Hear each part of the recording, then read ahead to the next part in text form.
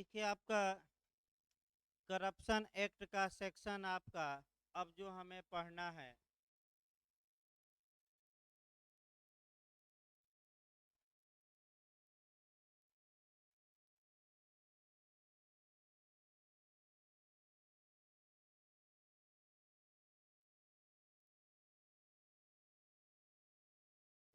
Corruption act का जो section हमें पढ़ना है, यहाँ से भी आपका क्वेश्चन बन सकता है बिहार में कि जो एक्यूज्ड है अर्थात जो हैं वह सक्षम साक्षी होगा, कॉम्पिटेंट विटनेस होगा। ये आपका क्वेश्चन बन सकता है। ये जो क्वेश्चन बनता है इसे दो एंगल से देखना है। एक तो यह जो क्वेश्चन बनता है सीआरपीसी में बनता है कि सीआरपीसी के तहत जो एक्यूज्ड या अभियुक्त होगा, सक्षम साक्षी होगा, इसकी विवेचना करिए, पहला।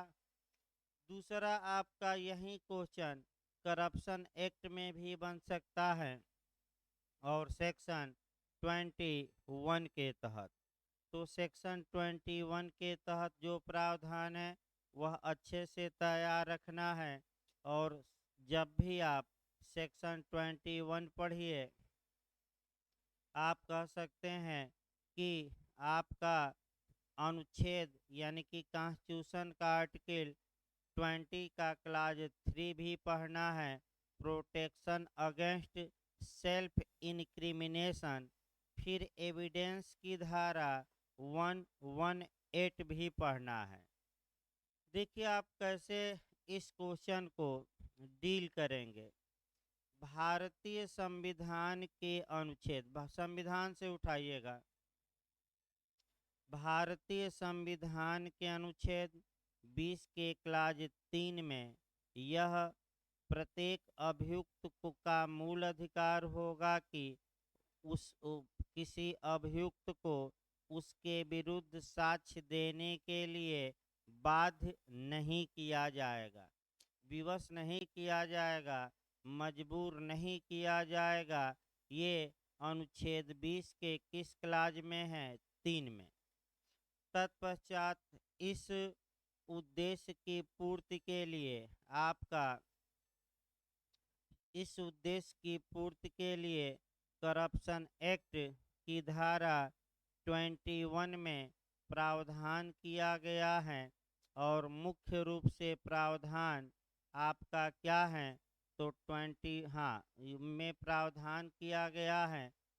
फिर आप कोरिलेट कर सकते हैं बीच में या पहले ही कि भारतीय साक्ष्य अधिनियम की धारा 118 कॉम्पिटेंट विटनेस को बताती हैं, सक्षम साक्षी को बताती हैं, जहां की अभियुक्त अपने पक्ष में साक्ष्य देने के लिए सक्षम होगा लेकिन अपने विरोध में साक्ष्य देने के लिए सक्षम साक्षी नहीं होगा, विवश नहीं किया जाएगा। लेकिन अगर अभियुक्त स्वेच्छा से अपने विरोध में साक्ष्य देता है तो वह वैध माना जाएगा। यानी कि सहमत से अगर देता है स्वेच्छा से, जैसे नार्को टेस्ट ही रहा कि जब तक अभियुक्त रजामंद न हो नार्को टेस्ट नहीं होगा। यानी कि आर्टिकल 20(3) ये कहता है कि बाध्य नहीं किया जाएगा, स्वेच्छा से आप जो बोलिए, विवश नहीं किया जाएगा कि आप बोलिए।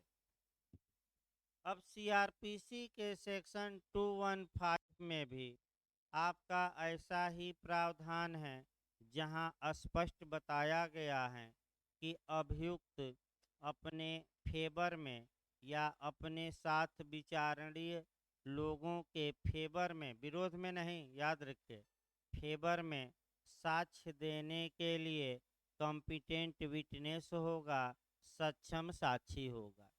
अब आपका करप्शन एक्ट का सेक्शन 21 क्या कहता है, इसको समझिए और आपका तैयार भी रखना है मेंस के लिए। देखिए क्या कहा जाता है, क्या कहा गया है। अभियुक्त व्यक्ति का कॉम्पिटेंट विटनेस होना, सक्षम साक्षी होना। देखिए इस अधिनियम के अधीन दंडनीय अपराध से आरोपित कोई व्यक्ति प्रतिरक्षा पक्ष के लिए यानी कि बचाव पक्ष के लिए सक्षम साक्षी होगा और वह अपने विरुद्ध या उसी विचारण में अपने साथ आरोपित किसी व्यक्ति के विरुद्ध किए गए आरोपों को साबित करने के लिए शपथ पर साक्ष्य दे सकेगा। यानी कि इस अधिनियम के तहत जितने अपराध हैं उन अपराधों में जो अभियुक्त होगा, पहला नियम ये आया कि अपने बचाव के लिए सक्षम साक्षी होगा। दूसरा नियम ये आया कि आपका कह सकते हैं कि वह अपने विरुद्ध या अपने साथियों के विरुद्ध गवाही दे सकता है। इसमें कोई आपका कह सकते हैं कि दो राय नहीं है, परंतु आपका जो परंतुक दिया गया है यानी कि सीआरपीसी की धारा 315 में जो प्रावधान दिए गए हैं, आपका लगभग ज़्यादातर सेम बातें आपका सेक्शन 21 करप्शन एक्ट में लिखी गई। कुछ ही अंतर आएगा, तो दोनों एक साथ तैयार कर लिए 10% अंतर आएगा। देखिए क्या कहा गया है। साक्षी के रूप में वह अपनी प्रार्थना पर के सिवाय आहूत नहीं किया जाएगा। इसका मतलब ये हुआ सीआरपीसी में भी सेम बात बताई गई है कि किसी अभियुक्त को अपने मने फेवर में साक्ष्य देने के लिए तभी बुलाया जाएगा जब वह लिखित में इसकी डिमांड करे, मांग करे। और यहाँ भी वही बात है, यानी कि अभियुक्त ये मांग करेगा कि मैं साक्ष्य देना चाहता हूँ, गवाह के रूप में प्रस्तुत होना चाहता हूँ। दूसरा देखिए, साक्ष्य देने में उसकी असफलता पर अभियोजन पक्ष कोई टीका टिप्पणी नहीं करेगा अथवा इससे उसके या उसी विचारण में उसके साथ आरोपित किसी व्यक्ति के विरुद्ध कोई उपधारणा उत्पन्न नहीं होगी। सेम बात सीआरपीसी में भी लिखी गई है कि अगर अभियुक्त अपने को साक्षी के रूप में प्रस्तुत नहीं करता तो इस कारण से प्रोसिक्यूशन द्वारा कोई कमेंट उस पर किया जाएगा कि नहीं किया जाएगा, और न ही उसके विरुद्ध या उसके साथियों के विरुद्ध कोई प्रिजम्पशन या अनुमान लगाया जाएगा। ये नहीं हो सकता।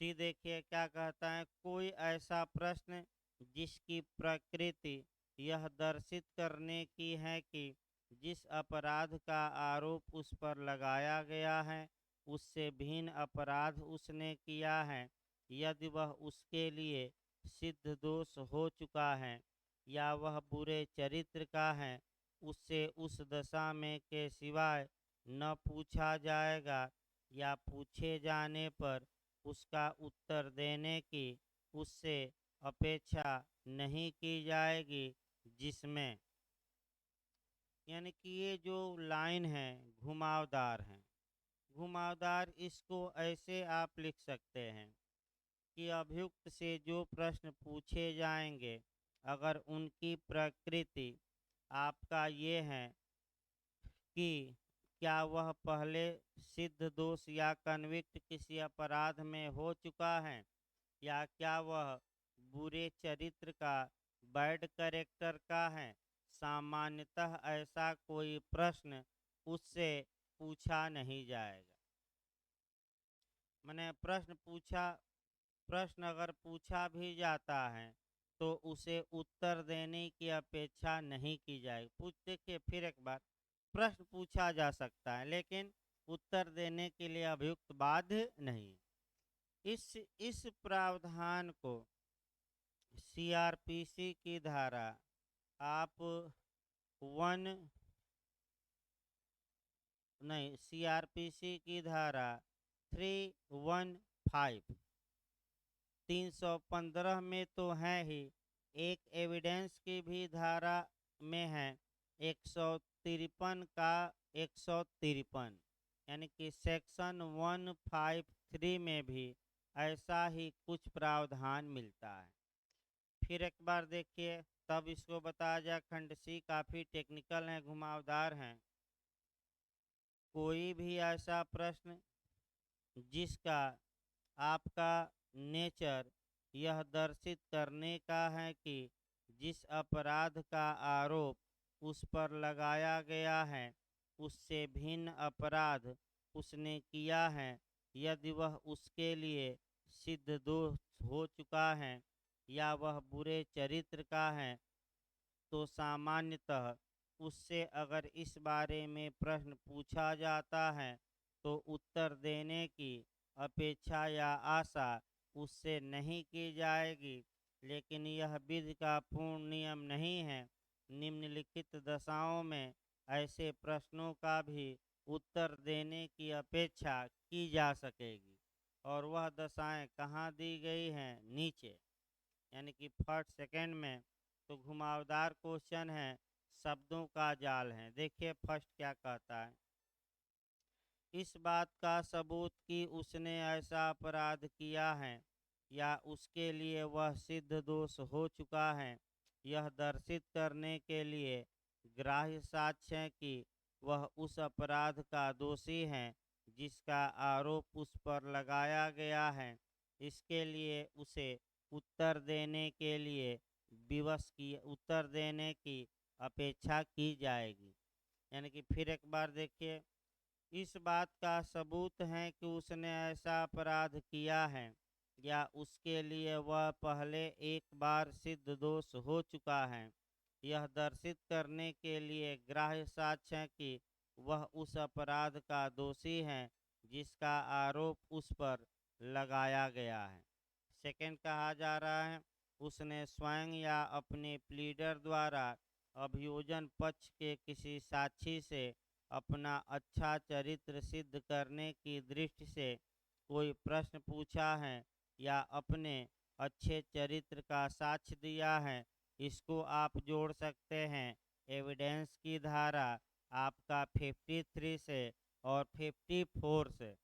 सामान्यतः अभियुक्त का अच्छा चरित्र सुसंगत होता है एविडेंस की किस धारा में? 53। और जैसे ही अच्छे चरित्र का साक्ष्य दे, आप तुरंत क्या कर सकते हैं? बैड करेक्टर का साक्ष्य दे सकते हैं। तो कौन सी धारा में बैड करेक्टर है? आपका 54 याद रखिएगा। यहाँ से अगला देखिए, यह कि उसने अभियोजक के या अभियोजक पक्ष के लिए साक्षी के चरित्र पर लांछन अंतर्गत है। अगला देखिए, उसने उसी अपराध से आरोपित किसी अन्य व्यक्ति के विरुद्ध साक्ष्य दिया है। तो अगर प्रश्न पूछा जाए तो उसका भी उत्तर देने की क्या की जाएगी? अपेक्षा। इस प्रकार आपका ये प्रावधान जब भी लिखिए थोड़ा कोरिलेट करके लिखिए तो अच्छा रहेगा। जहाँ जहाँ सीआरपीसी एविडेंस कॉन्स्टिट्यूशन के प्रावधान आए, कम से कम अगर एक एक लाइन दिखा देते हैं तो काफ़ी अच्छा माना जाता है। अगला ये सेक्शन 22 देखा जाए। सीआरपीसी 1973 के कुछ प्रावधान उपांतरणों के तहत लागू होंगे, यानी कि आपका भ्रष्टाचार अधिनियम के तहत सीआरपीसी की कुछ धाराएं लागू होंगी। चूँकि मुख्य रूप से प्रोसीजर का वर्णन सीआरपीसी में किया गया है और करप्शन एक्ट में कम ही प्रोसीजर हैं, अतः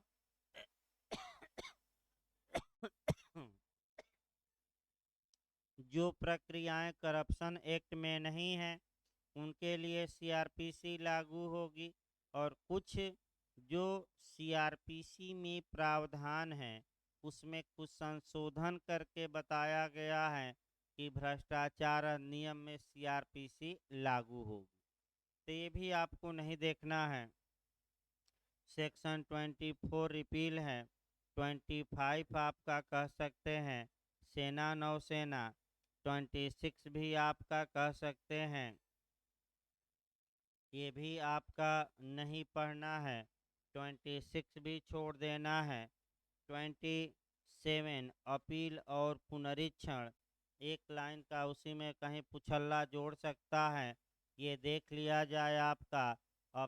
अपील और रिवीजन 27 एमपीएडीपीओ में भी आ सकता है। ये देखिए, इस अधिनियम के उपबंधों के अधीन रहते हुए उच्च न्यायालय सीआरपीसी के अधीन उच्च न्यायालय को प्रदत्त अपील और पुनरीक्षण की सभी शक्तियों का प्रयोग जहां तक वे लागू हो सकती हैं कर सकता है।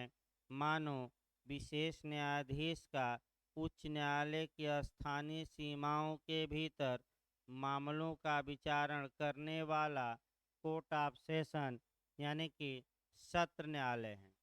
तो बस एक लाइन पूछ सकता है कि अगर भ्रष्टाचार के मामलों में अपील होती है या रिवीजन कराना है तो कौन कर सकता है? तो बस एक लाइन, कौन कर सकता है? कोर्ट ऑफ सेशन की हाई कोर्ट कर सकता है, तो केवल और केवल हाई कोर्ट, क्योंकि कोर्ट ऑफ सेशन के बराबर तो विशेष न्यायाधीश को पावर ही है आपका। ये इसके बाद 28 भी छोड़ देना है, 29 भी छोड़ देना है, यानी कि 28 से भी क्वेश्चन नहीं बनता, 29 से भी नहीं बनता। बहुत अगर बन सकता है अंदर जाकर तो आपका 29A से बन सकता है, नियम बनाने की शक्ति। तो ऐसी दशा में नियम कौन बना सकता है? एमपीएडीपीओ में बस एक क्वेश्चन बन सकता है, तो नियम कौन बना सकता है? तो आपका सेंट्रल गवर्नमेंट यानी कि आपका केंद्रीय सरकार। इस प्रकार आपका जो करप्शन एक्ट में प्रावधान थे वे प्रावधान भी आपका समाप्त हो गए। अगला जो आपका कानून चलेगा, आर्म्स एक्ट चलेगा, यानी कि आयुध